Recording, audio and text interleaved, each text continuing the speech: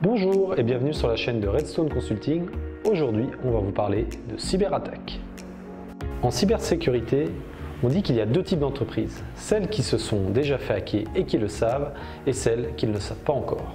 Selon la centrale d'enregistrement pour la sûreté de l'information Mélanie, depuis le début de l'année, la Suisse subit un grand nombre de cyberattaques de type rançon logiciel.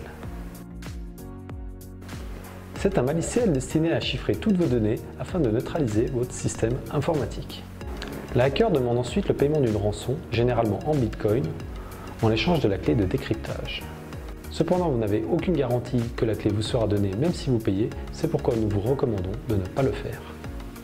L'email est le moyen le plus communément utilisé pour les hackers afin de pénétrer votre système.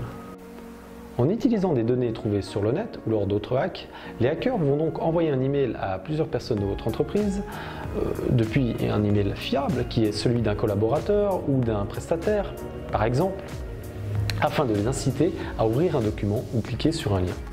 Cette action va donc entraîner à votre insu le téléchargement d'un maliciel sur votre ordinateur et va donc infecter votre réseau.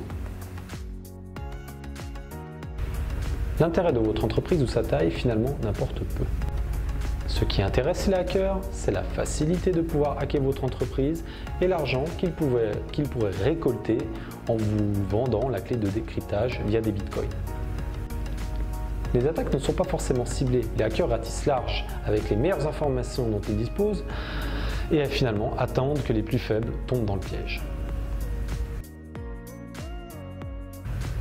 Votre personnel doit être formé afin de reconnaître ces attaques et adopter la bonne attitude. Des règles d'entreprise peuvent être mises en place afin de minimiser les risques et également, si votre système est mis à jour, il sera donc plus résilient et plus résistant face à de telles attaques. Cependant, et il convient d'être clair, aucune mesure ne pourra vous protéger à 100% contre une cyberattaque. Il faut donc également avoir les moyens de rétablir son système dans les plus brefs délais, donc une bonne procédure de disaster recovery ou de continuité afin de ramener son système à niveau en cas d'attaque de hacker réussie.